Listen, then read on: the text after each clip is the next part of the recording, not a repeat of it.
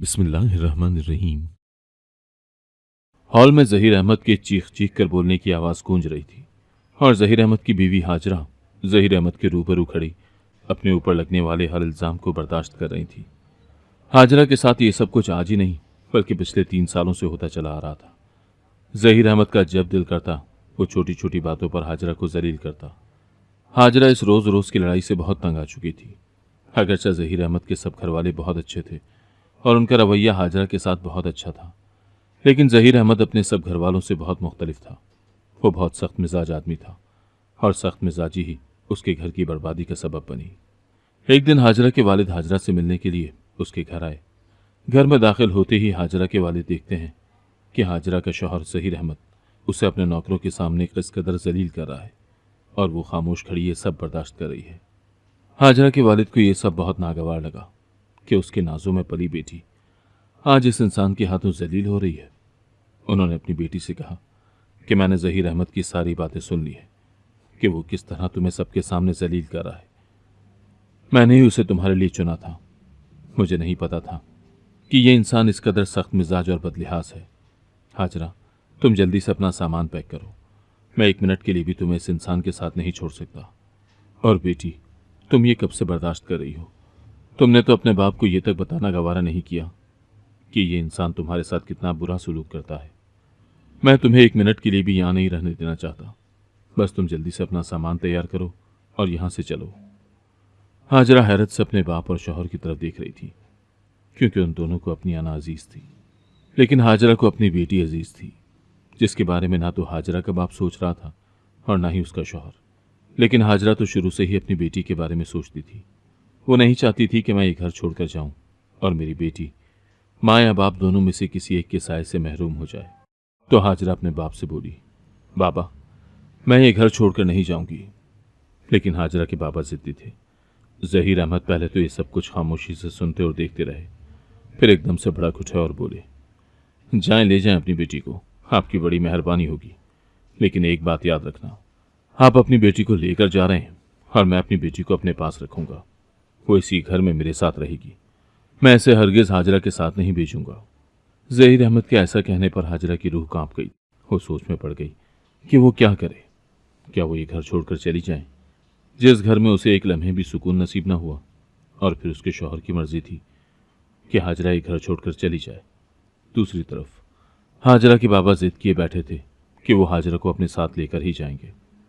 जहीर अहमद बजिद हैं कि वो अपनी बेटी को हाजरा के साथ हरगिज नहीं जाने देंगे, और ऐसा ही हुआ। हाजरा अपने बाबा के साथ चली गई और हानिया को जहीर अहमद ने अपनी माँ के साथ ना जाने दिया। अपने माँ बाप की अलहदगी के बाद से हानिया एहसास कमतरी का शिकार हो गई। अगर कोई ऊंची आवाज़ पर बात भी करता तो वो बहुत सहम जाती और दूसरों से बहुत कम बातचीत करती। हानिया अपने माँ बाप के एक दूसरे से दूर होने के बाद सिर्फ अपने कमरे तक महदूद रहती थी। जब हानिया 5 बरस की हुई तो उसे स्कूल में दाखिल करवा दिया कि शायद उसमें कोई तब्दीली आ जाए, और वाकई ही ऐसा हुआ। स्कूल जाने के बाद हानिया में बहुत तब्दीली आई। अब तो वो हर किसी से बात करने लगी थी। फारिग वक्त में वो हाजरा के साथ लॉन में खेलती। हाजरा ने अपनी बेटी के चेहरे पर काफ़ी देर के बाद हंसी देखी थी, क्योंकि हाजरा और उसके शौहर की दूरियां बढ़ जाने के बाद हानिया बहुत मुरझा सी गई थी। वो अक्सर अपने बाप को याद करती और अपने बाप के पास जाने की जिद करती थी। हाजरा को इस बात का ही डर था कि उनकी इस कदर दूरियां बढ़ जाने के बाद उनकी बेटी पर बहुत बुरा असर पड़ेगा। इसीलिए वो अपने शौहर का हर जुल्म बर्दाश्त कर रही थी ताकि उसकी बेटी अपने बाप के साए से महरूम ना हो जाए। लेकिन खुदा को शायद कुछ और ही मंजूर था। इसीलिए तो हाजरा के कुछ भी ना बताने के बावजूद उसके वालिद को सब पता चल गया और वो अपनी बेटी को अपने घर ले आए। बाप के साथ आने के बाद हाजरा को एक पल भी सुकून ना हुआ और वो अपनी बेटी के लिए तड़पती रहती। फिर ये फैसला हुआ जबकि 1 साल अपने बाप के पास रहा करेगी। जिंदगी के कुछ साल ऐसे ही बीत गए। हानिया ने मैट्रिक का इम्तिहान बहुत अच्छे नंबरों से पास कर लिया। अच्छे नंबरों की वजह से हानिया को एक बहुत अच्छे कॉलेज में एडमिशन मिल गया। कॉलेज में कदम रखने के बाद हानिया बहुत खिल सी गई थी।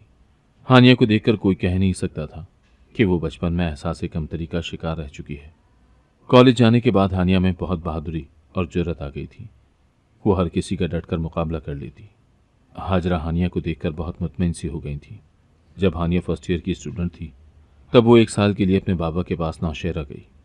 तो ज़हीर अहमद हानिया को देखकर बहुत खुश हुए। उसने हानिया को देखकर अपनी बाहें फैलाई और हानिया जाकर अपने बाप के सीने से लग गई। ज़हीर अहमद अपनी बेटी को साथ लिए हवेली के अंदर जा रहे थे कि एक नौकर ने सरगोशी की, देखो तो चौधरी ज़हीर अपनी बेटी से कितना प्यार करता है।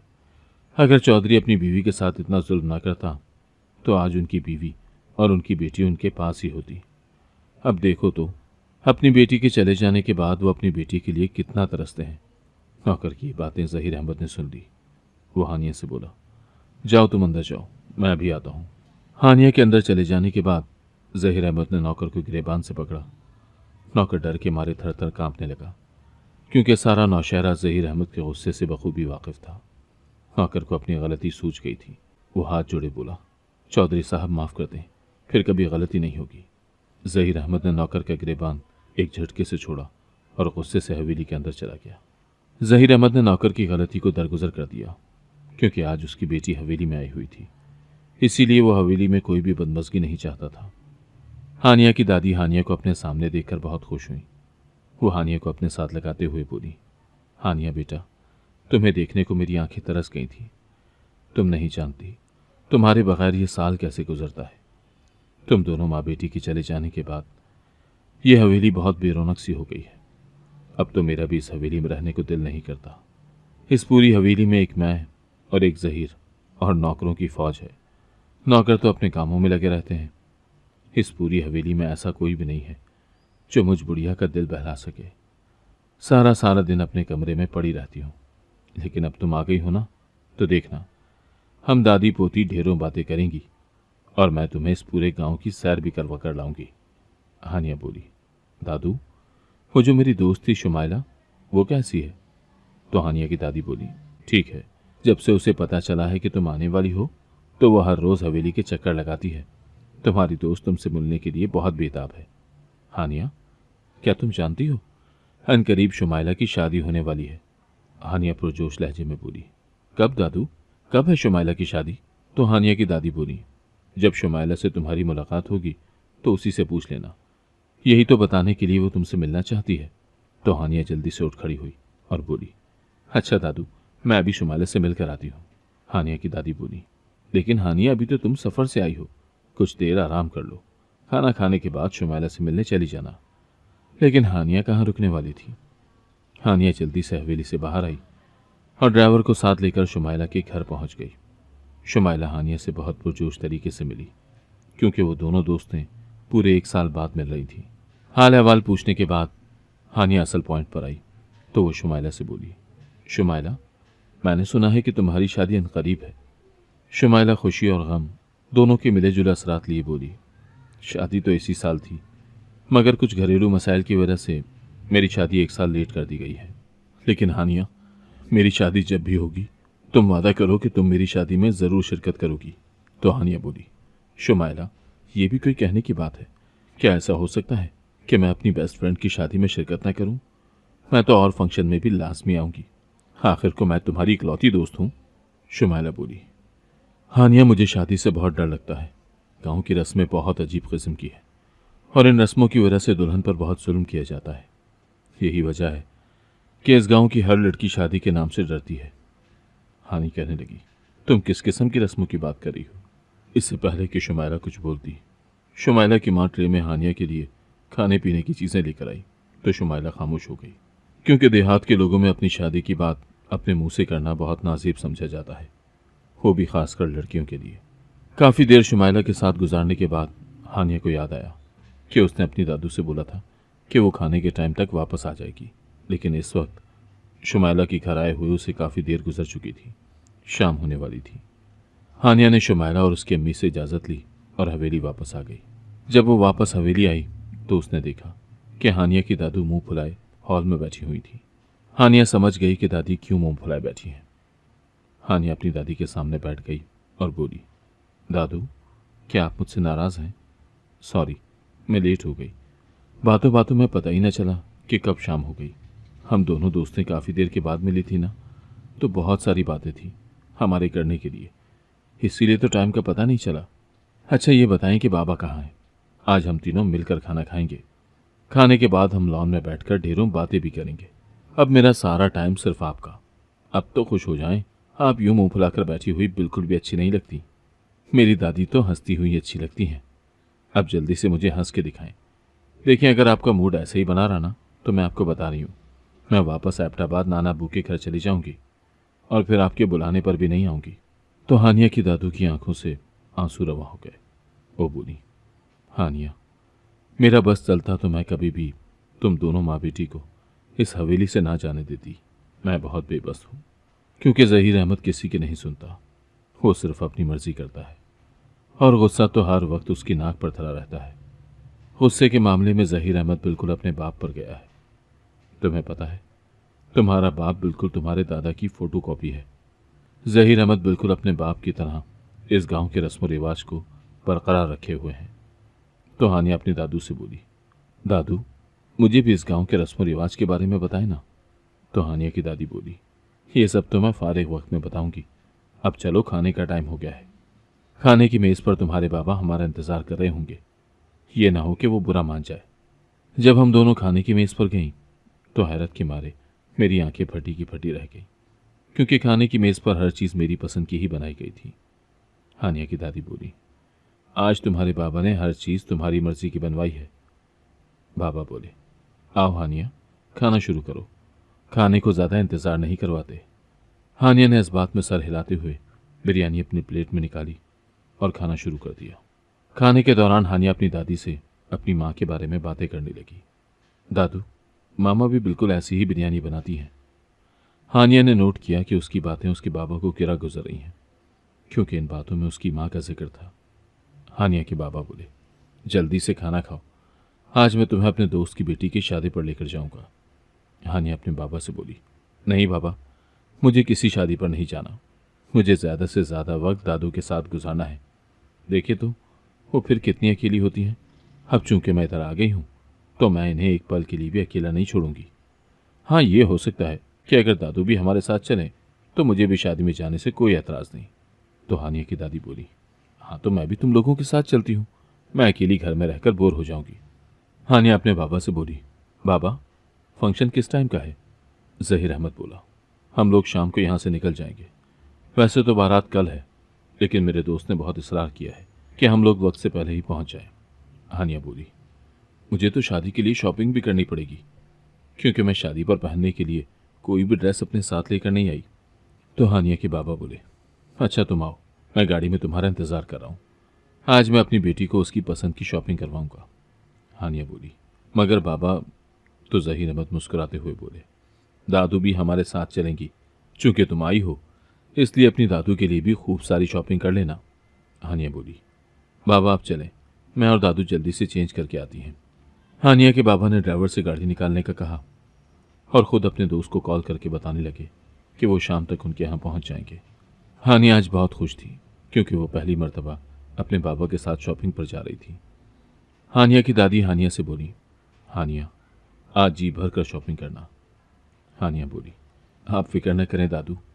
हानिया और उसकी दादू गाड़ी में बैठी तो ड्राइवर ने गाड़ी मॉल की तरफ दौड़ा दी। हानिया की दादू और उसके बाबा सारे रास्ते उससे बताते रहे थे कि उनकी ज़मीनें कहाँ कहाँ तक फैली हुई हैं।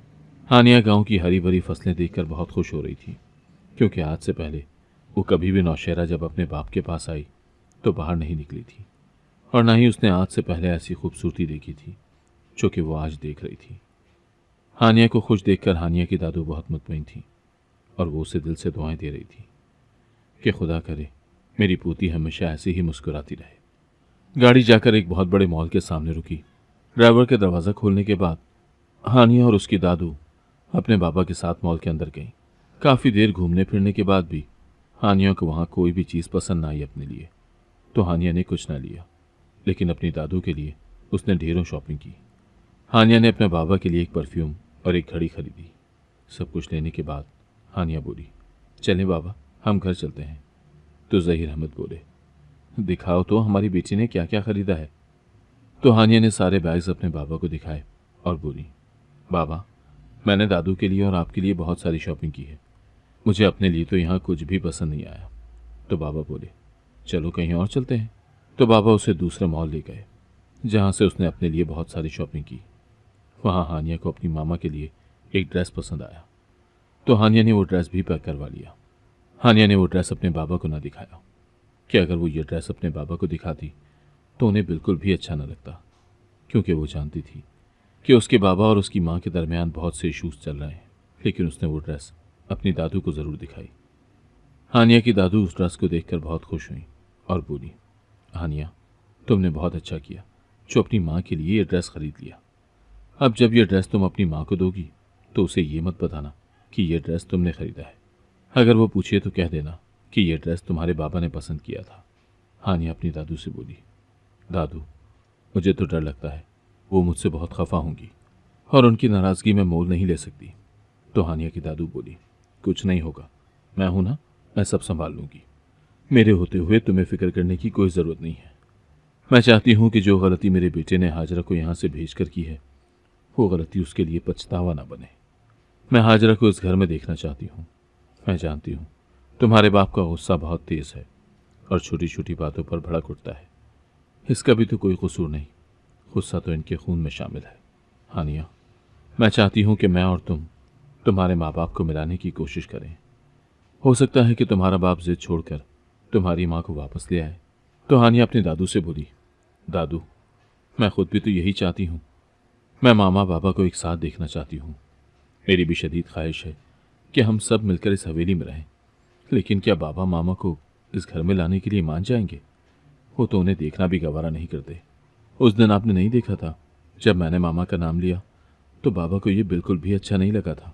हानिया की दादू बोली, हानिया, तुम सब्र से काम लो, देखना एक दिन सब कुछ ठीक हो जाएगा। अच्छा, अब तुम जल्दी से तैयार हो जाओ, तुम्हारे बाबा ने बोला है कि कुछ देर बाद हमें शादी पर जाने के लिए रवाना होना है। तो हानिया अपने दादू से बोली, दादू, मैं वहाँ पर किसी को भी नहीं जानती, मैं अकेली बोर हो जाऊंगी। आप नहीं चल रही तो मैं भी नहीं चाहती। हानिया की दादू बोली, हानिया, मेरे घुटनों में बहुत दर्द हो रही है। ख्वाहिश तो मेरी भी थी कि मैं तुम दोनों के साथ चलूं। हानिया बोली, आप भी यहाँ पर अकेली बोर होती रहेंगी? तो वो कहने लगी, नहीं, मैं बोर नहीं होती, और फिर घर में इतने नौकर चाकर हैं, सब मेरा बहुत ख्याल रखते हैं। हानिया अपने दादू से कहने लगी, अच्छा, मैं शमीम को कहकर जाऊंगी कि वो आपका बहुत सा ख्याल रखे और मैं और बाबा जल्द आने की कोशिश करेंगे। तो दादू कहने लगी, अच्छा, आप जल्दी से जाओ, जाकर तैयार हो जाओ। हानिया ने जल्दी से अपना बैग तैयार किया और फिर खुद भी जल्दी से रेडी होकर हॉल में आ गई। ज़हीर अहमद हानिया को देखते ही रह गए, जो कि बिल्कुल अपनी माँ की कॉपी थी। माँ जैसे ही साफ रंगत, अपने माँ जैसे ही काले स्याह और लंबे बाल, ऊंची और पतली नाक। एक पल के लिए तो उन्हें हाजरा की याद आई। हानिया बोली, चलें बाबा? तो ज़हीर अहमद एकदम ख्यालों की दुनिया से बाहर आए और बोले, अब हाँ, चलो चलते हैं, पहले ही हम काफ़ी लेट हो चुके हैं। ये ना हो कि ट्रेन निकल जाए और वहाँ मेरा दोस्त बहुत बेसब्री से हमारा इंतज़ार कर रहा है। अगर हम लेट हो गए तो खामखा ही नाराज़ हो जाएगा। हानिया को अपने दादू की बहुत फिक्र हो रही थी, क्योंकि उनकी तबीयत कुछ ठीक नहीं थी। वो दादू को अकेले छोड़कर नहीं जाना चाहती थी। हानिया के दादू ने ज़बरदस्ती हानिया को भेजा, क्योंकि पहली बार हानिया के बाबा ने हानिया को कहीं अपने साथ चलने के लिए कहा था। वो नहीं चाहती थी कि हानिया इनकार करे और उसके बाबा उससे नाराज़ हो जाएं। इसीलिए हानिया की दादू ने हानिया को उसके बाबा के साथ शादी में भेज दिया, ये सोचे समझे बगैर कि पीछे से उनके साथ कुछ भी हो सकता है, क्योंकि हानिया की दादू दिल की मरीज़ा भी थी। जब हानिया और उसके बाबा गांव जड़ावाला पहुंचे तो हानिया के बाबा के दोस्त ने बहुत अच्छे तरीके से उनका इस्तकबाल किया। हानिया के बाबा और उनके दोस्त बचपन के जिगरी यार थे। हानिया के बाबा के दोस्त की बेटी उसे अपने साथ अपने कमरे में ले गई। हानिया ने उससे पूछा कि क्या वो तुम ही हो जिसकी शादी है? तो उसने शर्माते हुए इस बात में सर हिला दिया। कुछ देर के बाद मुलाजमा ठंडा मशरूब लेकर आई, जिसे पीने के बाद हानिया को कुछ तस्कीन मिली, क्योंकि बाहर बहुत ज़्यादा गर्मी थी और गर्मी में सफ़र करना हानिया को बिल्कुल भी पसंद नहीं था। उसने अपने बाबा की खुशी की खातिर इतना लंबा सफ़र तय किया। इतने लंबे सफ़र की वजह से हानिया को बहुत ज़्यादा थकावट हो गई और साथ में हल्का बुखार हो गया। जब हानिया के बाबा को पता चला तो वो बहुत परेशान हो गए। वो अपने दोस्तों से बोले कि हानिया को किसी अच्छे डॉक्टर के पास लेकर चलते हैं। ज़हीर अहमद को इस कदर परेशान देखकर उनके दोस्त बोले, ज़हीर, तुम फिक्र क्यों कर रहे हो? तुम्हारी भाभी ने दवा दे दी है, हल्का सा बुखार है, ठीक हो जाएगा। अगली सुबह हानिया की तबीयत बहुत बेहतर हो गई। इसके बावजूद हानिया बहुत मुरझाई हुई थी। उसने ठीक तरह से खाना भी न खाया। जब जहीर अहमद ने हानिया से उसकी तबीयत के बारे में पूछा तो हानिया मुस्कुराते हुए बोली, बाबा मैं बिल्कुल ठीक हूँ, आप टेंशन ना लें। तो जहीर अहमद हानिया को प्यार से अपने साथ लगाते हुए जज्बाती हो गए और बोले, हानिया मैं तुम्हें तकलीफ में नहीं देख सकता। हानिया बोली, बाबा मामा भी तो नाना अब्बू की बेटी हैं। तो जहीर अहमद खामोश हो गए और अपने आंसू साफ करते हुए कमरे से बाहर चले गए, क्योंकि हानिया के इस सवाल का जहीर अहमद के पास कोई जवाब नहीं था। ऐसा नहीं था कि जहीर अहमद हाजरा को दुख देकर खुश था, वो तो खुद अंदर ही अंदर रोज जीता और रोज मरता था। जब भी वो हाजरा को घर लाने के बारे में सोचता तो जहीर अहमद की अना उसके आड़े आ जाती, क्योंकि वो अना परस्त भी था। बारात वाले दिन हानिया ने हल्के पिंक कलर की मैक्सी पहनी और अपने स्याह लंबे बालों को एक जूड़े में कैद कर लिया। जब जहीर अहमद ने हानिया को देखा तो वो बोले, मेरी बेटी तो बिल्कुल गुड़िया लग रही है, मेरी गुड़िया को किसी की नज़र न लगे। कुछ देर के बाद बारात आई तो हर तरफ शोर था कि बारात आ गई है। हानिया के लिए चूंकि ये गांव की पहली शादी थी, इसीलिए हानिया को वहाँ की रस्में बहुत अजीब लग रही थीं। उसने आज से पहले ये रस्में नहीं देखी थी, चूंकि इस गांव में देख रही थी। निकाह से पहले बाबा के दोस्त की बेटी को कुछ औरतें कमरे में ले गईं। कुछ देर के बाद जब दुल्हन को बाहर लाया गया तो उसकी आंखों से आंसू बह रहे थे। ऐसा लग रहा था जैसे वो किसी शदीद किस्म की तकलीफ में मुब्तला हो। हानिया सोच रही थी कि शायद ये अपने माँ बाप से जुदा होने की वजह से इस कदर रो रही है। निकाह के वक्त हानिया ने कुछ लोगों की सरगोशियां सुनी कि क्या दुल्हन की उस चीज़ को प्रेस कर दिया गया है जिसके बगैर ये शादी नामुकम्मल है, और शौहर भी अपनी बीवी को उस वक्त तक कबूल नहीं करता जब तक ये प्रेस वाली रस्म पूरी ना हो जाए। हानिया को यह सब सुनकर बहुत हैरत हो रही थी। वो जानना चाहती थी कि आखिर वो दुल्हन की कौन सी चीज़ है जिसको निकाह से पहले प्रेस किया जाता है। ये रस्म तो वो पहली दफ़ा सुन रही थी। वो देखना चाहती थी कि आखिर ये रस्म होती किस तरह की है, क्योंकि उसे ये बहुत ही अजीब लग रही थी। उसने अपने आसपास देखा तो उसके पास कोई भी ऐसी औरत नहीं थी जिससे वो इस रस्म के बारे में पूछ सकती। उसने सोचा कि क्यों ना दुल्हन से ही पूछ लूं, लेकिन फिर ये बात उसे मुनासिब न लगी। बाबा से पूछने की तो हानिया में हिम्मत नहीं थी। मेहमानों की गैदरिंग की वजह से कुछ तो पहले ही गर्मी थी, अब मजीद गर्मी हो गई। हानिया एक टेबल पर पंखे के आगे जाकर बैठ गई, क्योंकि उसका दिल बहुत घबरा रहा था। अभी उसे पंखे के आगे बैठे हुए कुछ देर ही गुजरी थी कि हानिया के बाबा भागते हुए आए और हानिया से बोले, हानिया हमें अभी वापस घर जाना होगा। हानिया के बाबा इस कदर टेंशन में थे कि उनकी ज़बान से अल्फाज नहीं निकल रहे थे। अपने बाबा की हालत देखकर हानिया के हवास उड़े हुए थे। उसे कुछ समझ नहीं आ रहा था कि आखिर हुआ क्या है, बाबा क्यों इस कदर घबराए हुए हैं। हानिया बोली, बाबा क्या हुआ है, सब ठीक तो है ना? तो जहीर अहमद बोले, वो तुम्हारी दादू। तो हानिया जल्दी से बोली, दादू को क्या हुआ, दादू ठीक तो है ना बाबा? तो जहीर अहमद रोते हुए बोले, अम्मा हमें छोड़कर चली गई। अभी शमीम का फ़ोन आया था, उसने बताया कि अचानक अम्मा को हार्ट अटैक आया। वो लोग अम्मा को लेकर फ़ौरन अस्पताल गए। तबीयत ज़्यादा ख़राब होने की वजह से डॉक्टर्स भी कुछ न कर सके और अम्मा चल बसी और हमें हमेशा के लिए अकेला छोड़ गई। ये सब सुनने के बाद तो जैसे हानिया गुमसुम सी हो गई। उसे नहीं पता चला कि उसने कब जड़ावाला शहर से नौशहरा तक का सफ़र किया। हवेली पहुंचने के बाद जहीर अहमद हानिया को उसके कंधों से थामे हुए अपनी माँ की मैयत के पास ले गया, लेकिन हानिया को तो जैसे कोई होश ही नहीं थी। वो बुत बनी बैठी रही। लोग आते और जाते रहे, उसे कोई खबर नहीं थी कि कौन आ रहा है और कौन जा रहा है। जब यह खबर हानिया की मामा को मिली तो वो सब कुछ भुलाकर हवेली आ गई। जहीर अहमद अपनी बेटी की बिगड़ती हुई तबीयत की वजह से बहुत परेशान था, क्योंकि दादू की वफ़ात के बाद हानिया का बुखार था कि कम होने का नाम ही नहीं ले रहा था। जहीर अहमद हानिया को शहर के महंगे तरीन हॉस्पिटल में ले गए। डॉक्टर्स ने हानिया को एडमिट कर लिया, क्योंकि बुखार की वजह से हानिया को शदीद झटके लग रहे थे। 2 दिन के बाद हानिया को डिस्चार्ज कर दिया गया। तो हाजरा जहीर अहमद से बोली कि मैं अपनी बेटी को अपने घर लेकर जाना चाहती हूँ। अगर वो यहाँ रहेगी तो अपनी दादू को याद करके हो सकता है फिर से उसकी तबीयत बिगड़ जाए। जहीर अहमद ने ना चाहते हुए भी अपनी बेटी हानिया को हाजरा के साथ भेज दिया, ये सोचकर कि आबो हवा बदलेगी तो हानिया की तबीयत में बेहतरी आएगी। अपनी माँ और हानिया के उस घर से चले जाने के बाद जहीर अहमद बिल्कुल तन्हा रह गया। जहीर अहमद का जब दिल करता तो वो फ़ोन करके अपनी बेटी से बात कर लेता। उसका दिल चाहता कि वो एबटाबाद जाकर अपनी बेटी से मिलाए, मगर हर दफ़ा जहीर अहमद की आना उसके आड़े आ जाती। हानिया की दादू को इस दुनिया से गए हुए 1 महीना गुजर चुका था। हानिया की तबीयत में भी काफ़ी तब्दीली आ गई थी। हानिया की माँ हाजरा एक पल के लिए भी उसे तन्हा नहीं छोड़ती थी, क्योंकि अगर वो तन्हा होती तो अपनी दादू को याद करके रोती रहती। हानिया की तबीयत संभल के बाद हाजरा ने ज़हीर अहमद को फ़ोन किया और कहा कि वो हानिया को आकर ले जाए, क्योंकि वो बखूबी समझती थी कि ज़हीर अहमद हानिया के लिए किस कदर परेशान है। जिस दिन हानिया वापस नौशहरा आई, उसी दिन हानिया की दोस्त उससे मिलने के लिए हवेली पहुंच गई। वो हानिया को देखकर बहुत हैरान हुई, क्योंकि ये पहले वाली हानिया तो बिल्कुल भी नहीं थी। हानिया की दोस्त ने उसे बताया कि मेरी शादी की डेट फिक्स हो गई है, शादी की तैयारियां तुमने मिलकर करवानी है। हानिया की दोस्त शुमाइला उसे अपने साथ रखती। कभी वो हवेली जाती तो कभी हानिया को अपने घर बुला लेती। हानिया अब पहले से काफ़ी बेहतर हो गई थी। वो अपनी दोस्त के साथ हंसी मजाक भी करती थी। शुमाइला की शादी की तैयारियां उरूज पर थीं। हानिया, शुमाइला की अम्मी और शुमाइला के साथ बाजार के चक्कर लगा लगा कर थक चुकी थी। एक दिन दोपहर के वक्त हवेली में कुछ मेहमान आए। हानिया मेहमानों से मिलने के बाद अपने कमरे में चली गई, क्योंकि वो इन मेहमानों को बिल्कुल भी नहीं जानती थी। मेहमानों के जाने के बाद हानिया के बाबा ने हानिया को अपने कमरे में बुलाया और अपने पास बिठाते हुए बोले, हानिया बेटा, मुझे तुमसे बहुत ज़रूरी बात करनी है। तुम्हारी ज़िंदगी का एक अहम फैसला जो मैं तुम्हारी मर्जी के खिलाफ नहीं करना चाहता, और ना ही इस बारे में मैं तुम पर दबाव डालना चाहूँगा। आज जो लोग आए थे वो तुम्हारे रिश्ते के लिए ही आए थे। फिलहाल तो मैंने उनको ये कहकर टाल दिया है कि मैं मशवरा करके बताऊँगा। अब मैं तुम्हारी राय जानना चाहता हूँ कि अगर तुम्हारी ज़िंदगी में कोई लड़का है जिसे तुम पसंद करती हो तो मुझे बताओ।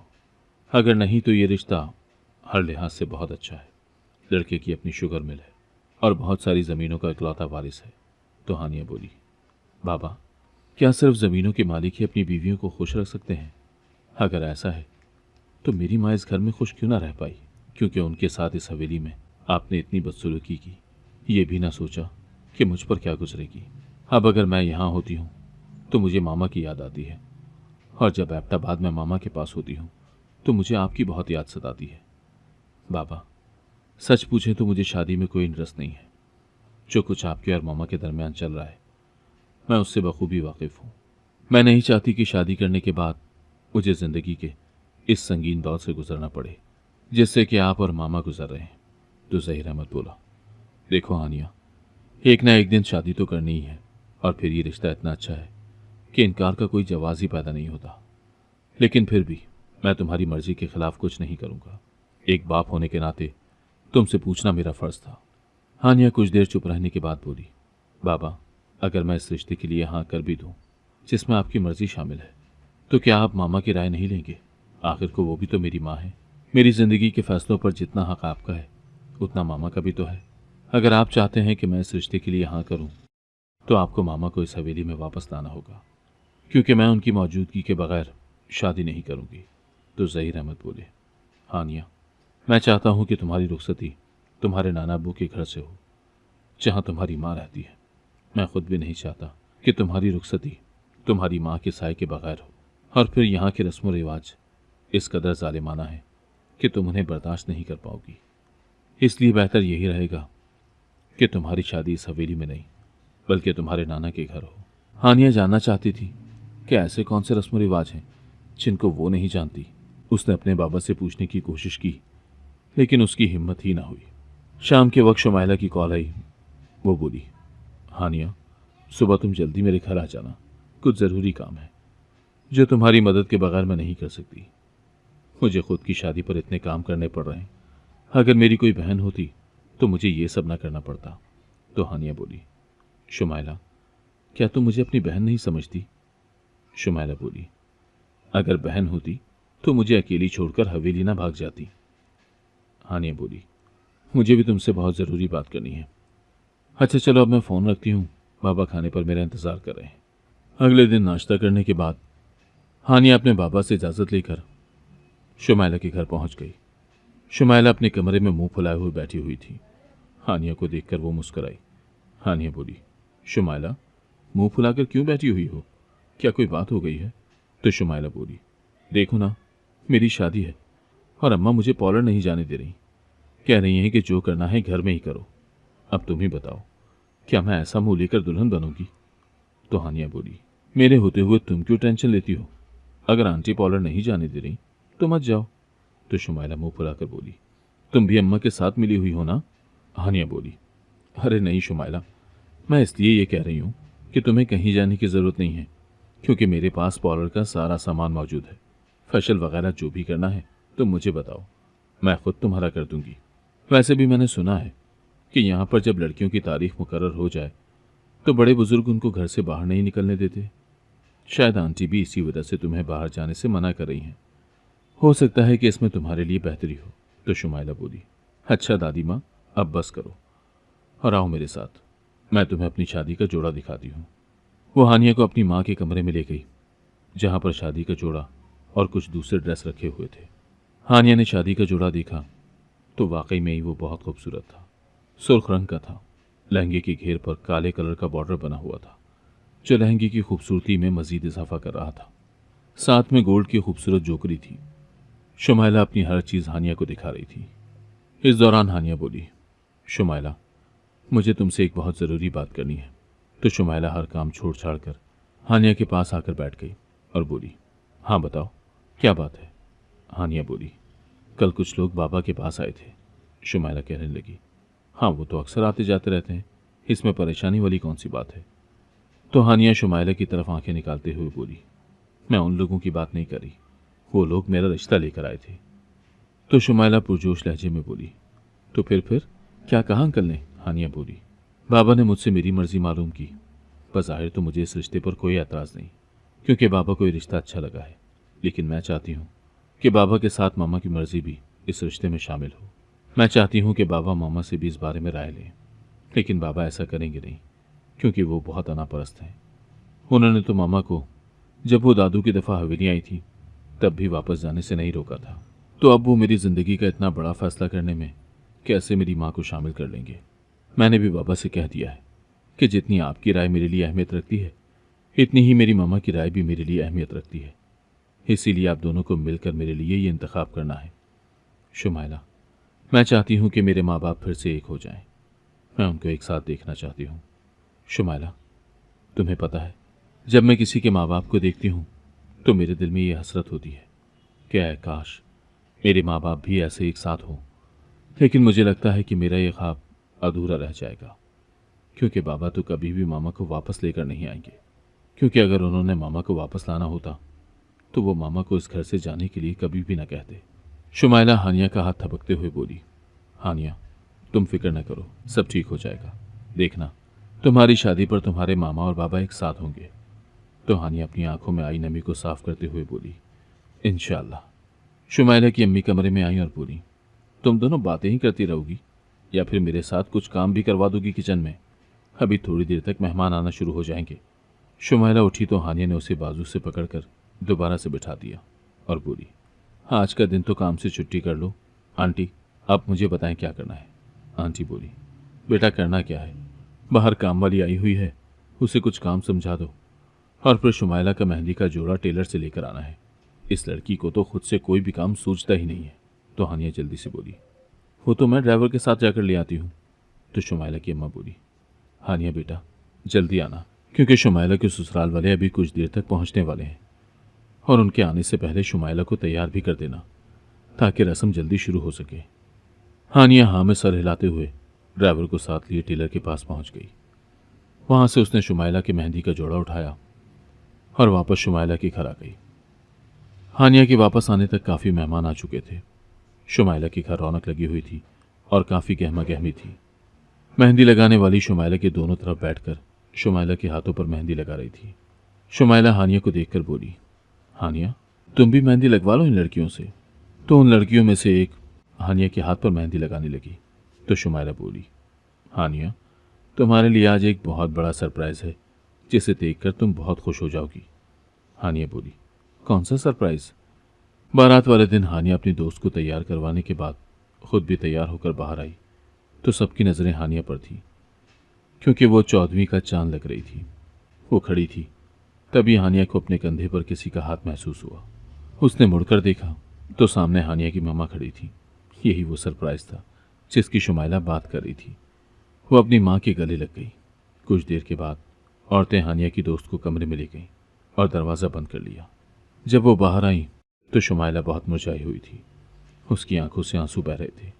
उसे देखकर कोई भी समझ सकता था कि वो किसी बहुत बड़ी तकलीफ से गुजरी है। हानिया जल्दी से औरतों में से गुजरती हुई शुमाइला के पास पहुंची।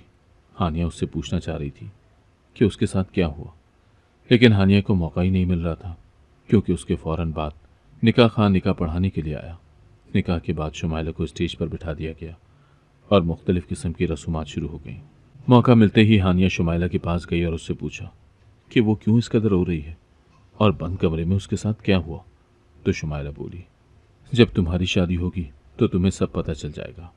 हानिया ने लाख पूछा, लेकिन शुमाइला ने उसे कुछ न बताया। शुमाइला की रुखसती के बाद हानिया बहुत इसरार करके अपनी माँ को हवेली ले गई। हवेली जाकर उसने अपनी माँ से उस रस्म के बारे में पूछा जिसमें कि दुल्हन को कुछ औरतें कमरे में लेकर जाती हैं। तो हानिया की माँ ने उसे बताया कि ये इस गांव की रस्म है कि जब किसी लड़की की शादी होती है तो शादी वाले दिन उसकी कमर को इस्त्री किया जाता है, ताकि ये निशानी रहे कि वो पहले से शादीशुदा है या नहीं। ये सुनकर हानिया को हैरत का शदीद झटका लगा। हानिया सोच में पड़ गई कि क्या कोई अपनी बेटी के साथ इतना जुल्म कर सकता है।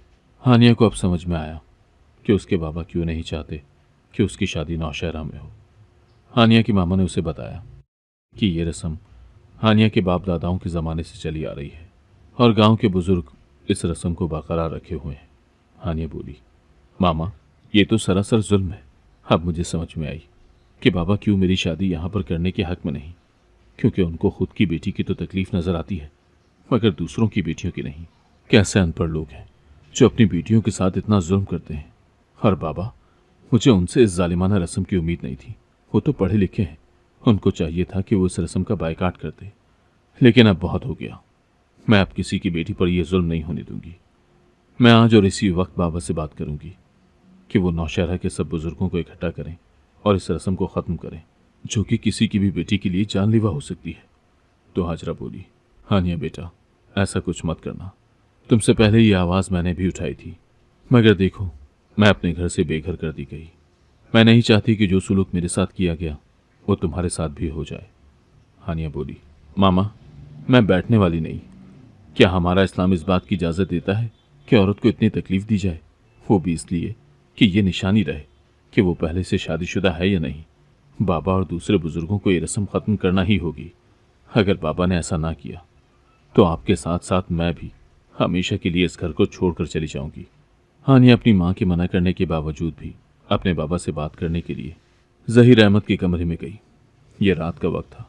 ज़हीर अहमद कोई किताब पढ़ने में मसरूफ़ था। अपनी बेटी को गुस्से में लाल पीला होता हुआ देखकर बोले, हानिया क्या बात है, तुम इस कदर गुस्से में क्यों हो और रो क्यों रही हो? प्लीज़ रोना बंद करो। मुझसे तुम्हारा रोना नहीं देखा जाता। मुझे बताओ क्या हुआ है, क्या किसी ने तुमसे कुछ कहा है?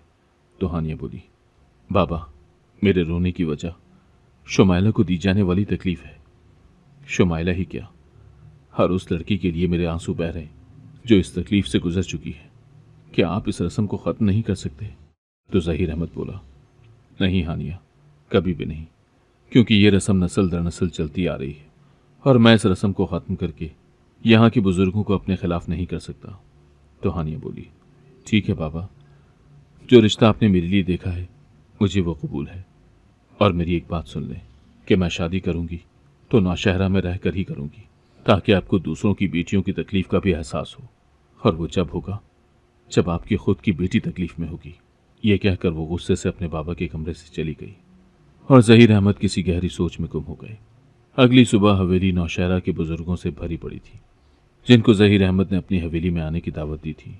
कुछ देर के बाद ज़हीर अहमद आया और सब बुजुर्गों से बोला, मैं आप सबसे एक बहुत ज़रूरी बात करना चाहता हूँ। तो सब बुजुर्ग हैरानगी से एक दूसरे की तरफ देखने लगे। ज़हीर अहमद बोला, हैरान होने की ज़रूरत नहीं है। बात यह है कि मैं इस गांव से शादी वाले दिन दुल्हन की कमर को इस्त्री करने वाली रस्म ख़त्म कर देना चाहता हूँ। मैं शुरू से ही इस रस्म के हक़ में नहीं था, मगर गांव के बुजुर्गों की वजह से मैं चुप रहा। मगर आज मैं चुप नहीं बैठूंगा, क्योंकि इस रस्म की वजह से ही मैंने अपना घर बर्बाद कर लिया। मेरी बीवी मुझे छोड़कर चली गई, और अब अगर मैंने इस रस्म को ख़त्म ना किया तो हो सकता है कि मेरी बेटी भी हमेशा के लिए मुझसे मुंह मोड़ ले, जो कि मैं किसी भी सूरत में होने नहीं दे सकता। क्योंकि अगर किसी को भी मेरे इस फैसले से एतराज़ है तो वो ये गांव छोड़कर जा सकता है, इसलिए कि मैंने तुम लोगों की वजह से चुप रहकर बहुत से लोगों की बेटियों के साथ जुल्म होता देखा है, लेकिन अब और नहीं। ये कहकर ज़हीर अहमद उठ खड़ा हुआ और साथ ही साथ दूसरे सब भी ज़रा वेट करके खड़े हुए और बोले, चौधरी साहब, हमें आपके इस फैसले से खुशी है। हमें खुशी है कि कोई तो है जिसे हमारे दुखों का एहसास है, वो दुख जो कि खुद हमने अपनी बेटियों के लिए चुने। आज से हम आपके साथ हैं। हम भी इस रस्म को ख़त्म करने का ऐलान करते हैं। ये सब सुनने के बाद ज़हीर अहमद मुस्कुराते हुए हानिया के पास गए, उसे अपने साथ लगाया और उसके माथे पर बोसा देते हुए बोले, तुम जो चाहती थी मैंने वो कर दिया। मैंने आज हमेशा के लिए इस्त्री करने वाली रस्म को ख़त्म कर दिया। और तुम्हें पता है, यहाँ के सब बुजुर्ग इस फैसले से बहुत खुश हैं। अब जहाँ रहकर भी मेरी बेटी शादी करना चाहे कर सकती है। हानिया बोली, बाबा, एक बात तो आपने मेरी मान ली, एक और बात जो मैं आपसे कहना चाहती हूँ। तो ज़हीर अहमद बोले, हाँ हानिया कहो।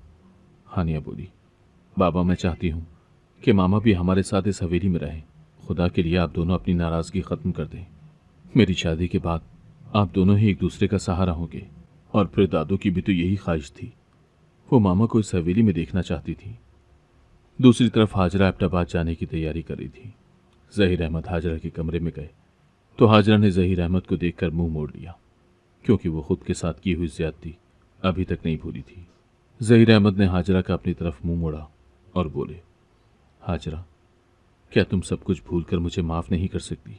मैं जानता हूं कि मैं माफ़ी के लायक नहीं हूं, लेकिन फिर भी अगर हो सके तो मुझे माफ़ कर देना। इस हवेली को और हमारी बेटी को तुम्हारी बहुत ज़रूरत है। अपनी बेटी की वजह से हाजरा का दिल नरम पड़ गया और उसने ज़हीर अहमद को माफ़ कर दिया। हानिया की शादी की डेट फिक्स कर दी गई।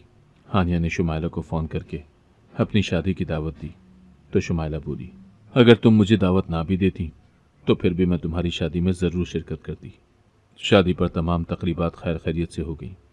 रुखसती के वक्त हानिया दुखी थी, क्योंकि वो अपने माँ बाप से जुदा हो रही थी, लेकिन दूसरी साइड पर वो खुश भी थी, क्योंकि वो हमेशा के लिए नौशहरा से इस जालिमाना रस्म को ख़त्म करके जा रही थी, इस इत्मीनान के साथ कि फिर दोबारा यहाँ पर किसी बेटी के साथ इतनी जालिमाना रस्म नहीं की जाएगी।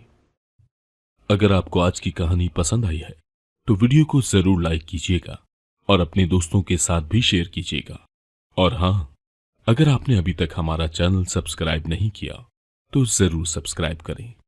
मिलते हैं कल एक नई और दिलचस्प कहानी के साथ। अल्लाह हाफिज।